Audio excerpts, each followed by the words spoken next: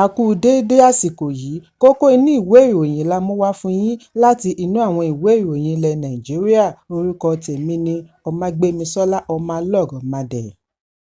Ẹgbẹ́ òṣìṣẹ́ Nigeria Labour Congress ti fagi lé èròǹgbà ìfẹ̀hónúhàn wọn tí wọ́n gbà lérò láti bẹ̀rẹ̀ ní ọjọ́ 1 oṣù kẹta ọdún 2025 lẹ́yìn tí wọ́n fẹnu kò lórí àlékún 35% pẹ̀lú ìjọba àpapọ̀ lórí owó ìlà ìbánisọ̀rọ̀. Ìpinnu NLC yìí ni ó ṣe ìtẹ́wọ́gbà láti ọ̀dọ̀ Association of Telecommunication Subscribers lánàá Ọjọ́bọ̀, bí ẹgbẹ́ yìí ṣe pè fún ìrọ̀rùn lórí owó ìlà ìbánisọ̀rọ̀. Ogúnjọ́ oṣù kínní ọdún 2025 ní àjọ alámòjútó ìlà ìbánisọ̀rọ̀ kéde àlékún ìdá 50 nínú ọgọ́rùn-ún 50% hike in tariff fún ìgbà àkọ́kọ́ láti ọdún mẹ́wàá sẹ́yìn. 100% ni wọ́n kọ́kọ́ béèrè kí wọ́n tó ṣe àwárí bí ohun gbogbo ṣe gbówó lórí látàrí ọ̀wọ́ngógó àti pàṣípààrọ̀ owó ilẹ̀ òkèèrè. Lẹ́yìn èyí ni ẹgbẹ́ òṣìṣẹ́ yarí wípé 50% kò ṣe ìtẹ́wọ́gbà, pàápàá jùlọ pẹ̀lú ìṣòro ọrọ̀ ajé tí ọmọ orílẹ̀-èdè ṣì ń bá fínra lọ́wọ́. Èyí ló mú ìjọba àpapọ̀ gbé ìgbìmọ̀ ẹlẹ́ni mẹ́wàá dìde láti ṣe àgbéyẹ̀wò lórí gbogbo ohun tí ó dìrọ̀ mọ́. Níbi ìfọ̀rọ̀wánilẹ́nuwò ní alukoro ẹgbẹ́ NLC, Upa Benson ti sọ fún akọ̀ròyìn wípé ìpàdé ìgbìmọ̀ òṣìṣẹ́ ẹgbẹ́ yóò wáyé lónìí ọjọ́ Ẹtì láti túbọ̀ jíròrò, ṣùgbọ́n ààrẹ NATCOMS Adéolú Ògúnbànjọ́ ní ìgbésẹ̀ yìí ṣe ìtẹ́wọ́gbà bí ó ti ní kí ìjọba túbọ̀ mú ayédẹrùn fún ọmọ orílẹ̀-èdè. Níbi ìfọ̀rọ̀wánilẹ́nuwò ní Ògúnbànjọ́ ti ní wọn kò ké sí NATCOMS láti bá wọn kópa nínú ìpàdé ìgbìmọ̀ tí ìjọba gbé kalẹ̀. Ó ní ara ẹ̀ náà ni ìwọ̀nba tí wọ́n dín kúrò nínú àlékún, bí ó tilẹ̀ jẹ́ wípé wọ́n sì lè ṣe jù bẹ́ẹ̀ lọ. Gbogbo akitiyan láti kàn sí NCC àti ẹgbẹ́ iléeṣẹ́ ìlà ìbánisọ̀rọ̀ ni ó já sí pàbó títí di àsìkò ìkóròyìn yìí jọ. Ẹ̀kúnrẹ́rẹ́ ìròyìn wà nínú ìwé ìròyìn Punch tó jáde lónìí. Alága àjọ tó ń gbógun ti ìwà ìbàjẹ́ àti ìṣòwò ìlú kúmọkùmọ EFCC Ọlánìpẹ̀kun Olúkóyèdé ti ṣe àfihàn bí ó ṣe kọ̀ jálẹ̀ àti gba $500 mílíọ̀nù $500 million láti oríṣiríṣi ẹ̀ka nígbà ìsìnkú ìyá rẹ̀ ní ọdún 2019.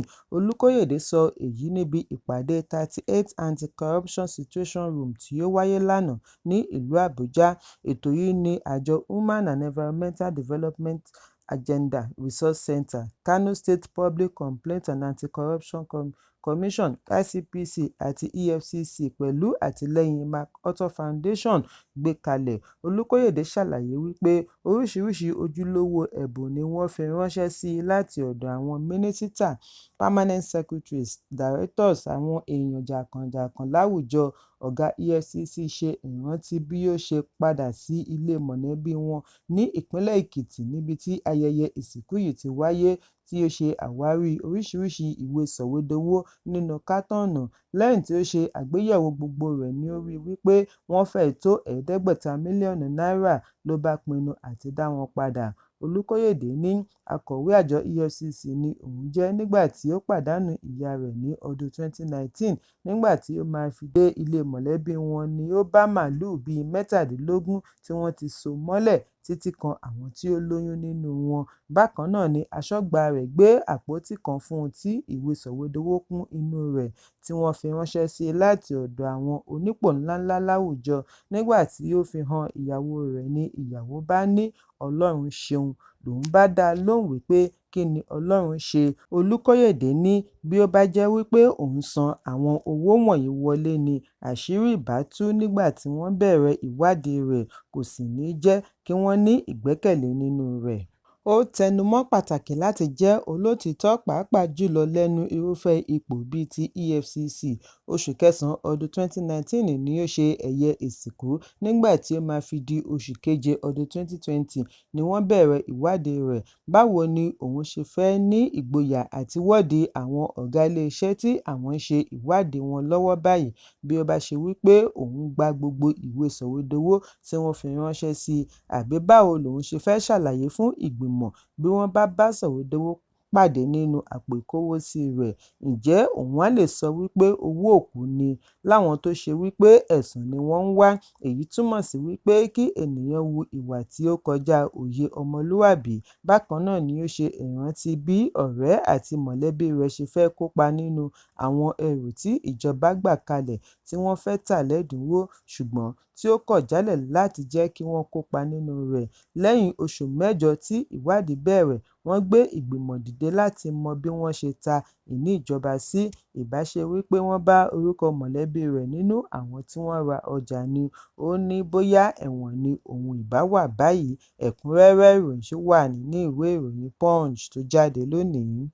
Aṣòfin márùndínlógójì láti ilé-ìgbìmọ̀ ìpínlẹ̀ Èkó ni wọ́n ti dé sí ilé-ẹjọ́ gíga ìlú Ìkẹjà fún ìgbẹ́jọ́ lórí ẹ̀sùn tí Mudashiru Ọbásá pè lórí fàákájà tí ó bẹ́ sílẹ̀ pẹ̀lú ipò adarí ní ilé-ìgbìmọ̀. Ọbásá pe ẹ̀sùn yìí tako bí ilé-ìgbìmọ̀ ṣe yọ ọ́ nípò nígbà tí ó wà ní orílẹ̀-èdè US.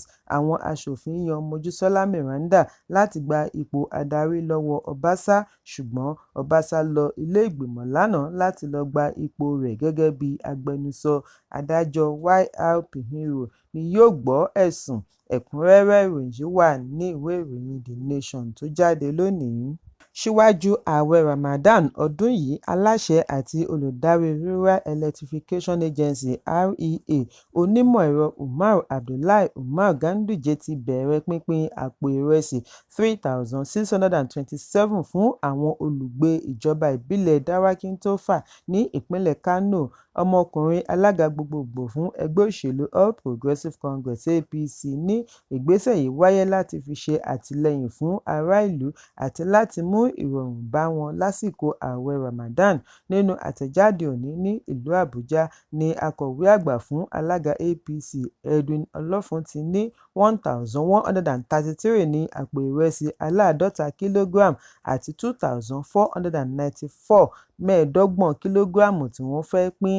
Adarí PEA ní yàtọ̀ sí nǹkan ààwẹ̀ Ramadan, ọ̀pọ̀lọpọ̀ àǹfààní ló tún ń bọ̀ lọ́nà láti fi ṣe àtìlẹ́yìn fún APC àti àwọn alátìlẹyìn wọn. Bí ó tilẹ̀ jẹ́ wípé ìpínlẹ̀ ẹgbẹ́ alátakò ni wọ́n wà, wọ́n ní APC jẹ́ ẹgbẹ́ tó ń ṣe àtìlẹyìn kò ní fi ṣe bóyá àwọn ló ń ṣe òṣèlú lọ́wọ́ ní ìpínlẹ̀ Kano. Ó ní èyí ló mú òun gba ìlú òun lọ láti lọ ṣe àtìlẹyìn fún wọn bí ó ti ṣèlérí àti padà wá fún àǹfààní mìíràn.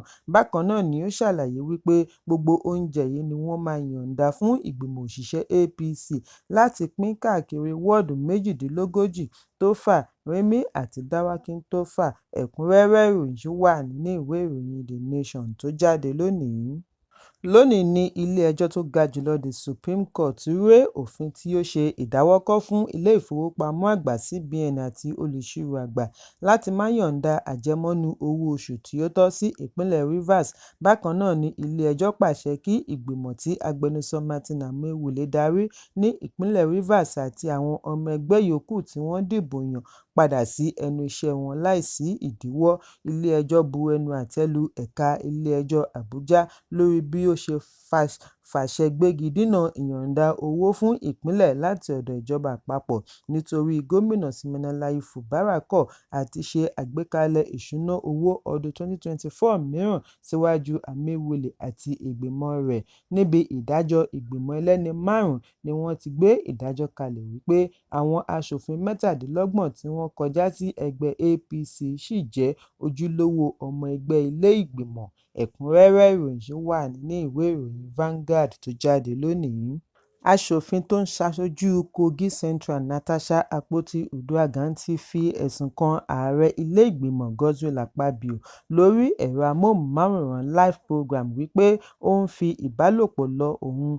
Láti ọ̀sẹ̀ tí ó kọjá ni ìforígbárí ti bẹ̀rẹ̀ láàrin Natasha àti Akpabio lẹ́yìn tí Natasha kọ̀ àti jókòó sí àga tuntun tí Akpabio pín fún un. Nígbà tí ó ń ṣàlàyé ẹnu tirẹ̀ lórí ẹ̀rọ amóhùnmáwòrán Arise lónìí ni Natasha ní láti ìgbà tí òun ti kọ́ òun ti kọ̀ àti fẹ̀yìn lélẹ̀ fún Akpabio ní wàhálà ti bẹ́ sílẹ̀.